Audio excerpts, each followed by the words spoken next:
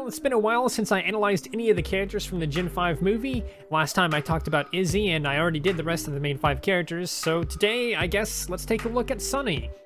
I honestly am not a very big fan of Sunny. Honestly, like, seriously, after rewatching the movie about 6 times now, maybe 7, I don't even remember how many times I've watched it at this point, but I've watched the movie so many times now, and I think she might even be my least favorite of the gang, if not, like, the second least favorite of the main 5.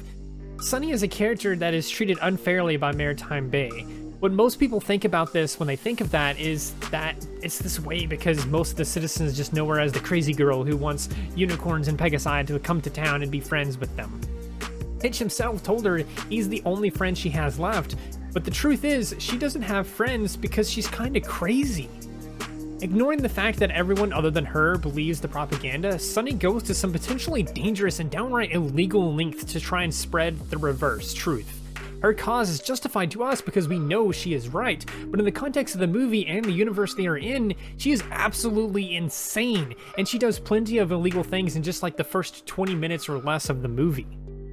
She defaces government property, or just property in general, I guess. Maybe that would be something more along the lines of like destruction of property. I don't know, I'm not like a lawyer or a law expert or anything like that. She draws graffiti and stuff like that over all kinds of different posters and walls and stuff like that. And while I don't know the exact laws around it, I don't think you were technically allowed to just put stickers over the things that she does in the movie.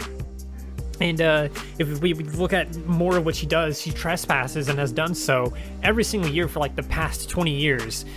We know it's been about 20-ish years because Hitch first off tells her that every year you try to crash the Canterlogic factory and I stop you every year. Sprout told her that she was banned from that place, so she's not allowed to go there. She trespasses. Even if she hasn't been doing that for like 20 years, she still does trespass in this movie.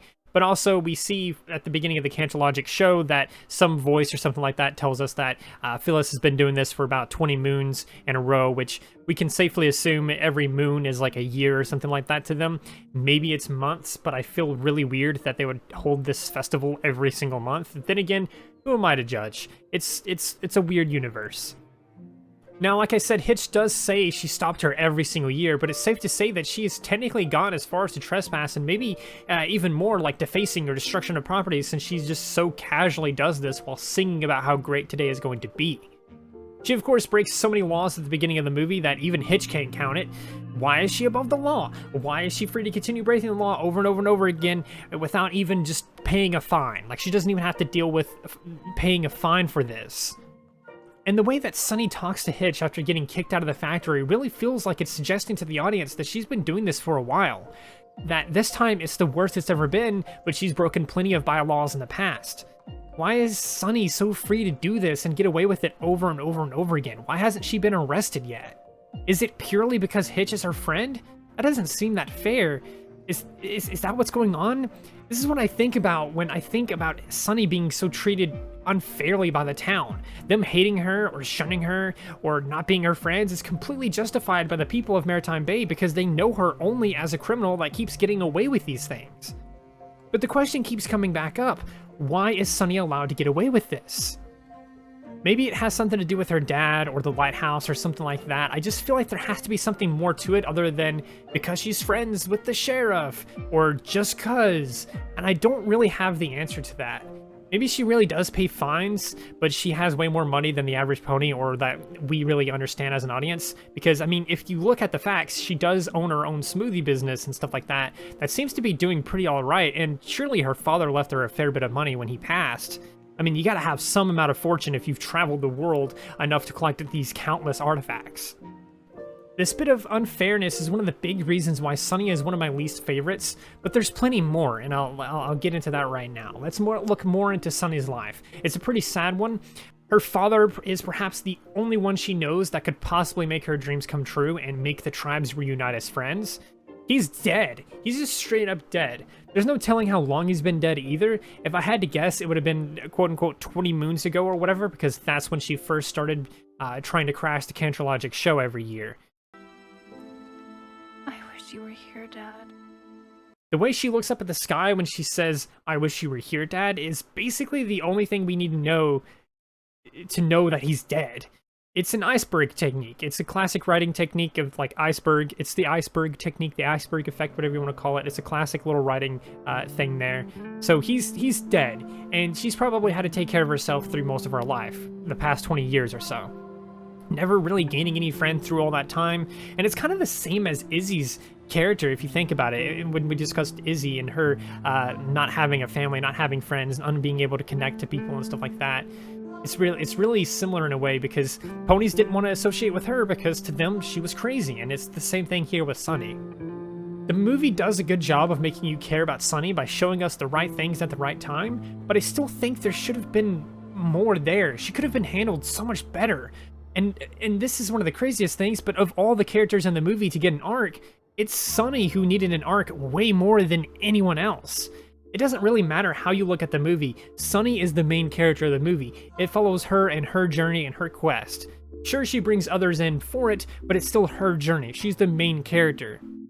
So why on earth did we get no growth for her? Why did she remain the same throughout the entire movie?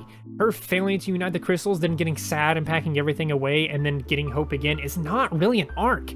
It's not character growth, it's not really much of anything. She comes out of it the exact same as she started. Overall, her story arc, if she had one, or you want to call it one, is to never give up no matter what. I feel like that's more of like a lesson of like what the movie's trying to teach you or whatever, but that's what I think we should be looking at. There's always hope to make things better and make a difference in the world. Her losing this hope and then getting it right back plays into it, but it's so short-lived and it happens all at once. I just don't think it works that well.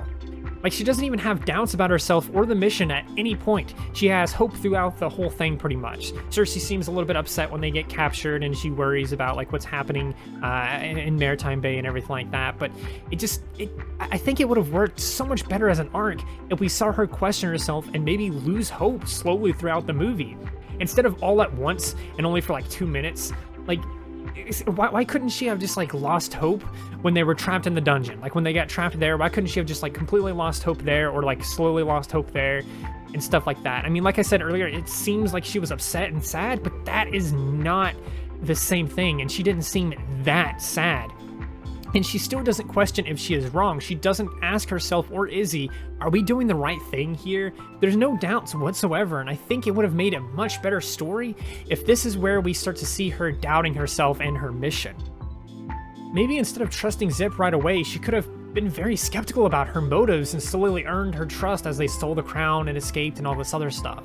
I know they focus on so much more in the Field of Flowers right after they escape and everything like that, but throw in an extra scene of Sunny questioning what to do and if they were doing the right thing. Then have like Zip and Izzy support her, maybe even Pip, leaving only Hitch to say no until after the campfire scene. You can have like, I don't know if we're doing the right thing and everything like that, and Zip is right there and Izzy is right there to support her, saying like, yeah, no, you're doing the right thing, and Pip is kind of like, I hate what you did, but I kind of agree, like you're probably doing the right thing, and like keep Pip a little bit more skeptical, because we have that weird transition with Pip where it's like she's very against everything, and then like it fast forwards to night and she's totally on board and everything like that. I feel like there's a scene missing there where they all kind of connected and it was like, yeah, we're doing the right thing, Sunny, don't worry about it. And then Hitch, still of course being against everything. These two moments of doubt would have made the crystal failure much more impactful. But everywhere I go, I just make things worse. Sunny says it here that I make things worse, but that doesn't really hit as hard if we don't see these doubts and concerns earlier. It feels so random and out of nowhere to switch so fast. It's even out of character for her. We see Sunny as like happy and nothing but happy pretty much, and sure of herself the entire movie, and then they just fail for the first time and she's like, I give up, that's it. It's so strange. I would try to analyze this further and be like, oh, you see, this scene means even she was doubting if she was right and is questioning if the propaganda was real. She believed it was all true, but deep down she didn't really want to believe it. But here she finally accepts or sees that she was wrong and there is no hope to bring the tribes together. But no, that's not what was happening here. That's not what this is, and that's not what it comes off as. It comes off as just bad writing. Sure, we see Sunny mention things about Izzy being able to read their minds or whatever else, but Sunny was never taught what unicorns could do. All she knew is that they have magic. She believes Izzy is good, but she understands that this magic is dangerous and she's scared of being hurt by an accident because of it. Sunny should have had more scenes of doubting herself. You could have even had Hitch be a source of this doubt and improved on his arc that way. Now this video is already longer than I want it to be, but, and I mean this as respectively as possible, I want to talk about Sunny's voice actor. They're not that great. They did not do a very good job on the movie. Maybe they are better than they seemed from this movie, and it's just the director's fault that bad takes were put in the movie or something instead of the good takes. But I mean, just play this clip. Come from? It was my father's. I cringed so badly when I saw this scene of her getting the book from Zip. She reads the lines so robotically, as if it was her first time reading it, and then they just kept it in anyway. It kind of sounds like she's trying to be super careful not to mess up the line, or something like that. And there's a few more scenes that aren't quite as robotic, but also feel very off, like it's the first take or like the third take, and they just kept it anyway. I don't know the best way to describe it other than it's slightly robotic, but also like they're talking like a kid's show almost, like Dora. They're talking almost like Dora in a way. Like, I guess a better way to say it is like they're talking like a stereotypical children's character. It kind of makes sense when you think about it as well. Vanessa Hudgens has played mostly live-action movies, and there is a major difference acting as an animated series or an animated character versus acting in a movie that's live-action. I think that lack of experience shows here, and I think that's why her lines feel so weird, like she's just reading sometimes. I get a very similar feeling from Zip's voice actor. Some of her lines feel weird, but I also think some of her lines were just written horribly, if I'm being honest. But anyway, that's kind of it that I want to talk about for this character and everything like that for this video. It kind of turned into a mess here at the end. I just feel so weird about Sunny's character. Maybe I'll come back to it in the future or something like that when I kind of get a little bit more of a clear head and everything like that. But for now, I think this is a good place to end things off. That's what I think of Sunny. I guess this was more of an opinion video on Sunny more than me analyzing the character.